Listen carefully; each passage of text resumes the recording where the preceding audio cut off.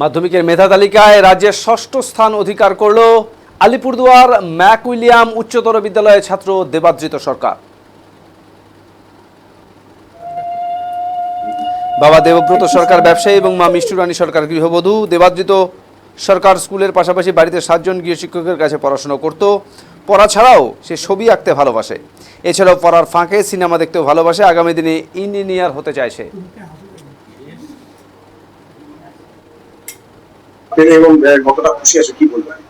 আমি 692 পেয়েছি 700-তে। এটা সত্যি একটা খুবই উচ্ছ্বাস এবং আনন্দের একটা মুহূর্ত। আর এই মুহূর্তে যে অনুভূতি সেটা সত্যি ভাষায় ব্যাখ্যা করা যায় না, তবে খুবই আনন্দ অনুভূত হচ্ছে। কিভাবে পরীক্ষার জন্য প্রস্তুতি নিয়েছো? পরীক্ষার জন্য প্রতিদিন প্রতিটা সাবজেক্টই আমি অত্যন্ত মনোযোগ দিয়ে পড়তাম। কোনো বাধা ধরার সময় ছিল না, তবে সাবজেক্টগুলোকে ছয়টা শুদ্ধ সম্পূর্ণ মনোযোগ দিয়ে পড়েছি এবং যদি ঠিক করতাম যে এই সাবজেক্টে এতটা করে শেষ করবো, তবে সেটা সম্পূর্ণ করে নিয়ে উঠতাম। কতগুলো মাস্টারমশাই ছিল? আমার মোট 7 জন টিচার ছিলেন, তবে এর মধ্যে অঙ্কের 2 জন ছিলেন। একজন আছে, আমি 11টা করতাম অঙ্কের 10-এ থাকাকালীনই, এবং বাংলা গণিতে 7 জন টিচারের কাছেই পড়তাম। বলছি যে তোমার প্রিয় বিষয় কোনটি, যেটা তোমার পড়তে খুব ভালো লাগতো, এবং এটা ছাড়াও আর কি কি তুমি পছন্দ করো? ম্যাথমেটিক্স আমার প্রিয় বিষয়, তবে সবকটা সাবজেক্টের মধ্যেই আমি একটা নতুন আনন্দ খুঁজে পাই। আর এর পাশাপাশি আমার হবি হিসেবে পেন্টিং রয়েছে। আমি ছবি আঁকতে খুব ভালোবাসি এবং তার পাশাপাশি গান শুনতে আমার ভালো লাগে। কি কি করতে কি কি করতে সারাদিনে, আর কি কাজ করতে যেটা তোমার ভালো লাগতো পড়াশোনার বাইরে? পড়াশোনার বাইরে ছবি আঁকা ছাড়া মাঝে মাঝে আমি মা ঠাকুমার সাথে চেস বা ক্যারাম খেলতেও ভালোবাসতাম। তবে বাইরে বন্ধু বান্ধবদের সাথে বিশেষ খেলাধুলো হতো না, বেশিরভাগ সময় ঘরেই থাকতাম। সব থেকে বেশি প্রিয় জিনিসটা কি তোমার এই পড়ার বাইরে, যেটাকে তুমি আগামী দিনে যে বিষয়ে করতে চাও? পড়ার বাইরে পড়াটাই হ্যাঁ, আগামী দিনে আমার জেই দিয়ে ইঞ্জিনিয়ার হওয়ার ইচ্ছে প্রধানত। তবে তার পাশাপাশি আমি পেন্টিংটাকেও সাথে চালিয়ে যেতে চাই।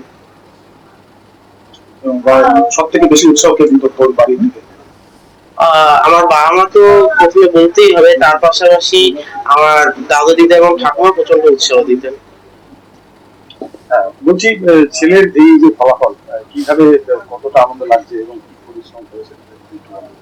আনন্দ তো ভীষণই আনন্দ, বলার মতো না। হয়তো র্যাঙ্কটা নিয়ে একটু টেনশনে ছিলাম, হয়তো আর একটু বেশি আশা করছিলাম। যাই হোক, যতটুকু হয়েছে আমি খুশি।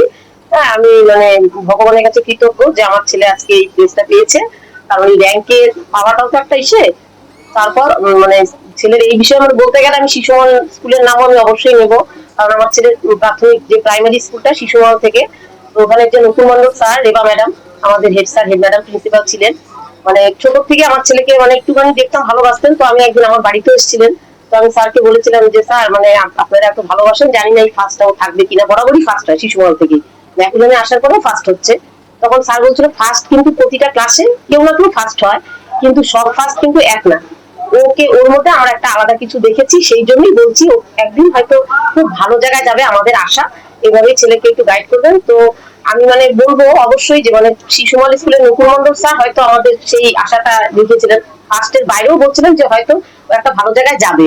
আর তারপর যখন আমরা ম্যাকুলার স্কুলে ছেলেকে অ্যাডমিশন দিয়ে ভর্তি করাই, তখন সেখানে সুধাংশু বিশ্বাস স্যার ছিলেন, এখন উনি প্রাক্তন হেডমাস্টার। যাই হোক, উনি আমার ছেলেকে ভীষণ ভালোবাসতেন।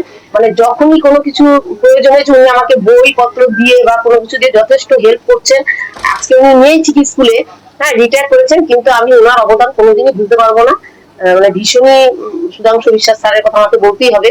উনিও নকুল মন্ডল স্যারের পাশাপাশি উনিও করেছেন। আর এছাড়া যে আরো কয়েকজন স্যার আছেন স্কুলে, অজয় মন্ডল স্যার, ভাস্কর চ্যাটার্জি স্যার, এরকম আরো কয়েকজন স্যার আছেন, তাদের কথাও বলবো।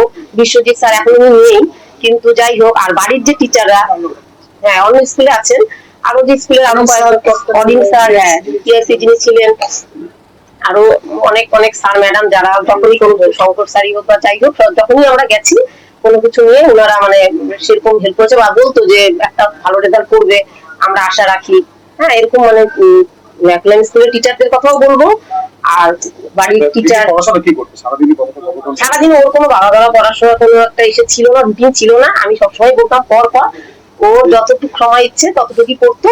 তারপরে ও টিভি দেখা মানে সিনেমা দেখতে ভীষণ ভালোবাসে, আর একটু মোবাইলটাও মাঝে মাঝে একটু বসতো, আমি বকাবকি করতাম।